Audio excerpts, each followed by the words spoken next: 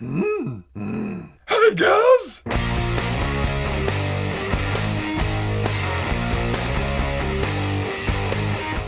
Okay people, welcome back to another Fwoosh review. Today we're taking a look at the Bandai S.H. Figuarts Star Wars Revenge of the Sith Yoda. Okay, let's address the bantha in the room right off the bat. This is one expensive little ass figure. It is a Soul Web exclusive, meaning it was exclusive to the overseas market only, but you can buy these through some of the third-party sites like Nippon Yasan or Anime Export, several others, but ooh, you're gonna be paying a price for it. Even I looked at this right off the bat and thought, $100 for Yoda? That's shipped, remember? But it comes with some accessories, it comes with some extra parts. Hopefully that balances out. We'll find out during the review, but it's still a sting to the old wallet. Looking at the box, there is no window to the box because it's a Soul Web exclusive. You order it online, you get it. This isn't sold in stores.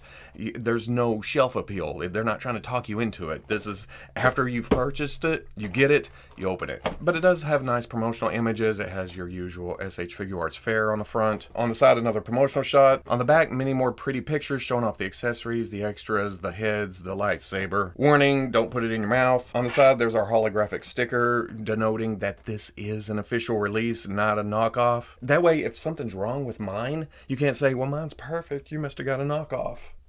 On top, the usual S.H. Figuarts Star Wars graphics in silver because it's a prequel figure. On the bottom, warnings, legalese, here's your winning lottery numbers.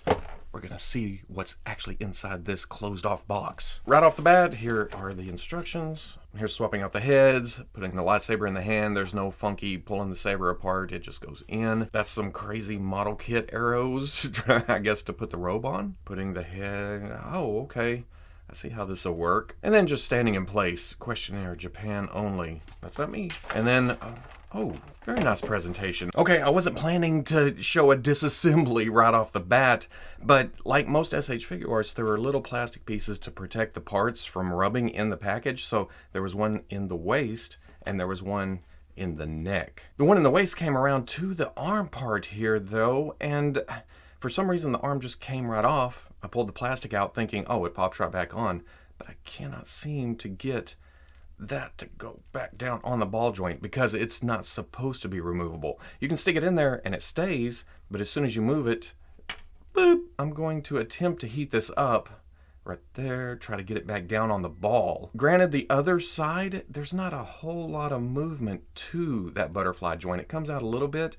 So I'm thinking it's supposed to be tight as hell. It just didn't get put on because of the plastic or something. I don't know. Half the problem so far, I still haven't got the damn thing popped on. The hard plastic shirt that was on the outside, it wouldn't allow me to push down onto the ball joint enough. I have the shoulder piece in there heating in hot water right now. Hopefully I can get that on and then glue the front part back on. They tried to have the least amount of gap as possible, and in the process has made it too tight to be able to fix, because you can see the actual movement right here. It's just hindered whenever it has the actual shirt on. After leaving it soaking in the boiling water for a little bit, it was still a bear to get pushed down on there. I'm fairly confident now that I have it on, it's not going to come back off. But that just closes up like that. Push that back on. Nope, son of a bitch. And there we go, all out of the package, and I have to say, oh, Yoda is beautiful, but there's some frustration here. But first off, the sculpt is beautiful. The overall proportions, just how they laid Yoda out in action figure form. There's just a little bit of texture to the inside clothing. Add a little bit something to that. Well, I guess it could have been just brown cloth, but texture always adds something. I love it. And the same can be said for the lighter outer robe. The wrinkles are nicely done. It lays well. It just looks like, you know, a little green dude in clothing. Little claws on his hands, looking very Yoda-esque. The same for his feet. But the head is where it wins here. This is the main focus for Yoda. It's not, well, it's humanoid, I guess you could say, but it's very alien. So you can be off a little bit on the sculpt, but I don't think this is off at all. There is actually some printing to it, but it's mostly the eyes and then the shading inside the sculpt of the face itself. It makes it very realistic in the facial features, but I wish it carried on to the sculpt in the forehead and the rest of the head. As is, it makes the rest of it look a little bit plain. The ears are just green, the forehead's just green, the hair is just gray, and then the face is popped in the middle there. Don't get me wrong, it does look great. It's just, I'm pointing out a little thing there. But you can see this in my shaky ass hands.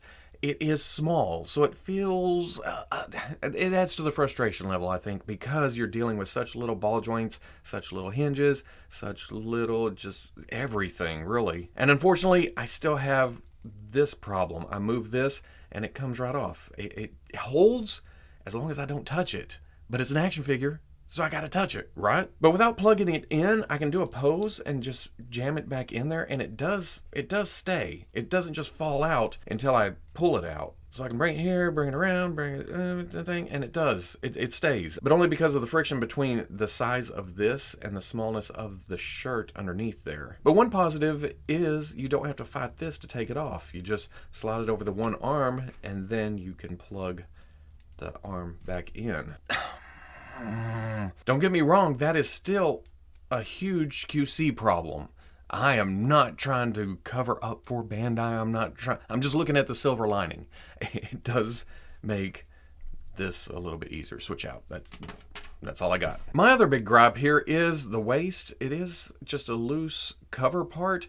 That's okay. It allows for more articulation up here, more articulation in the legs. What I don't like are these inside covers for the legs. They try to bring these down to hide the actual joint, and it does work, but as I'm messing with them, sometimes that thing gets turned around and then it stays in place. It wants to just like that.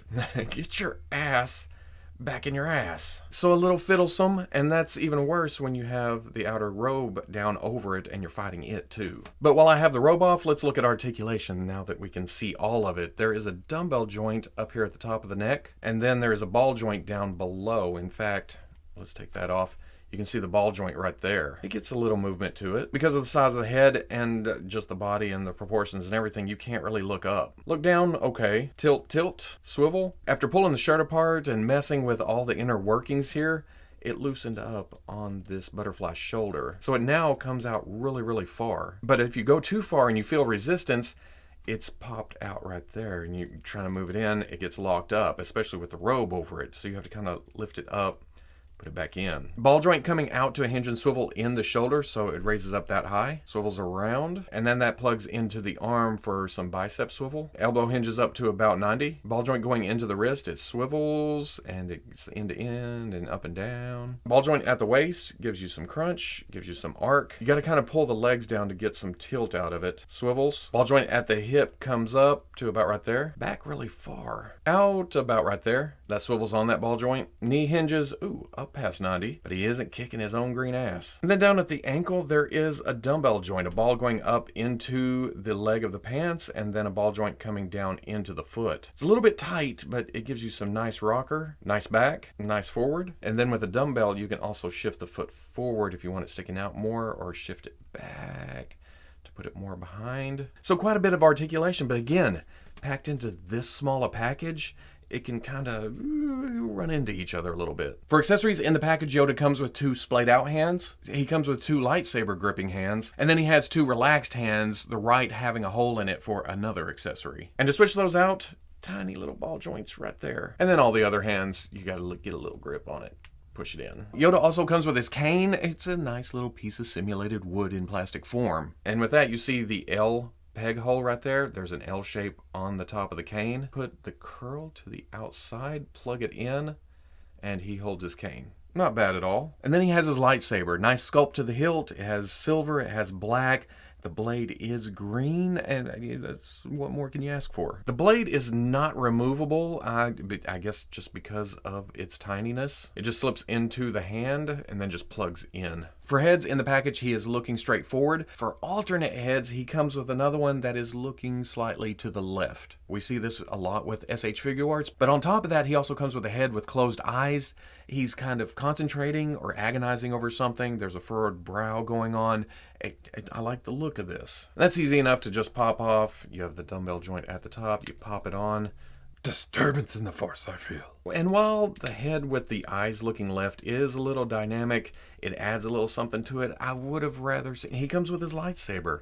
He's in battle. I wish there was a, in battle head. Like he's a little bit angry looking to the left. As is, it's kind of just the same expression. He just happened to glance over at Mace. And then he also comes with alternate robes. Mine comes with the easy robe changing action. There is a peg in the back you have to line up to get it to sit right. It also comes with action robes with it flowing out. Looks pretty good. It's more dynamic than the just hanging down robe. But then he also comes with this, and this is kind of brilliant because it works with this. The Jedi Council chair for Yoda, it has a nice texture here to simulate kind of a leather look, but this is what I like, this kind of shiny bluish grayish color. And what you do here is pop Yoda's head off. This robe actually splits apart. It has pegs on both sides to plug in. You slip this over Yoda and then pin it back together. Put the head back on. It looks kind of funky when he's still standing up. You bend the legs up into the crevice of the knees right there. And you think, oh, that's not going to quite work. He had his legs crossed. This is not going to fit in this chair. But his chair actually doubles as a toilet. Okay, not actually. It has a removable piece. It has kind of a rubber gasket down here, and you can slip his legs down into there, and then it looks like he's actually sitting. That is brilliant. I like this. For all of his frustrating articulation, there was no way he was going to be able to sit with the bottom of that in there. So they've put a little hidey hole for his legs down in the bottom, and it looks exactly like from the movie. I think I like this the best out of everything I've looked at in this review. I bought an expensive articulated Yoda only to have him sitting in a chair on my display for probably the rest of time. Taking him out of the seat though, there is this slot right here. It fits that peg back in the back. It is a little bit hard to get lined up and get down in there. But once you do, it plugs back down. You can see the seam, but it just looks like, the bottom cushion. Now I need 11 more of these in different shapes and sizes. And the little thing of getting the other 10 council members too, but you gotta start somewhere. Okay, taking them from the sitting position, you can see that that piece is trying to slide around again. It's not the end of the world, but come on. Height-wise, Yoda stands at 2 3/4 inches tall. Here he is with both versions of Hasbro's Star Wars Black Series Yoda. Darker skin tone, lighter skin tone. I don't know which one's more correct, but Then here he is with the Bandai model kit, original trilogy Yoda, and then the Kotobukiya Yoda. I've always felt that this was the correct scale from what we see in the movies, so this may be a little bit large, but get any smaller and you can't fit that much articulation into it. And then the Kotobukiya is supposed to be 1/10 scale, compared to these two, which I feel is closer to 1/12 scale. Yeah, I'm seeing it now. But getting him with the S.H. Figuarts Episode 3 Obi-Wan and the Hasbro Black Series Mace Windu, yeah, that'll work. That's what it's supposed to look like. But then, as always, here he is with Gus. Training? Are you a pickle? So at the end of the day, I can't wait for the S.H. Figuarts purists to tear me apart on this one. But I just don't feel like this is a $100 action figure. Okay, he's listed for $80. You still have to get it shipped from overseas. But like I said way at the first, I'll admit it. It's a beautiful looking figure, and it does function, but you gotta function it without it falling apart on you. Now, I understand not everyone's is like this, so if yours is not like this, cool. But mine came like this, with the arm popping off, the hands a little loose, the hips a little bit funky, but I've made lemonade out of lemons. I am not condoning shitty QC, but at the same time, before, when I got it popped on and it stayed on for a little bit and I tried to put the jacket back on, or the outer robe, that was kind of a pain in the ass. Now I just pop the arm off, put the other robe on, pop the arm back on, and it doesn't stay there forever. It's not going to hold up under movement. But once I get past that, get it into an actual pose, get his arm back in, get everything in position, yeah, it's my shelf Yoda. For the most part, at least when it comes to the prequels. I just wish it was even $25 cheaper, There's only so much plastic in this set, and then with the QC issues, I'm not going to deal with Nippon-san shipping this back and hoping for a new one. I'm just going to deal with what I got.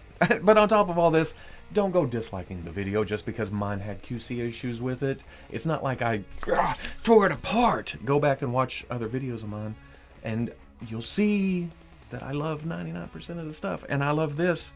I'm just not happy with everything that functions on it, or dysfunctions, whatever. So if you like the review, kinda, even a little, comment, like, subscribe, and I'll catch you on the Fwoosh.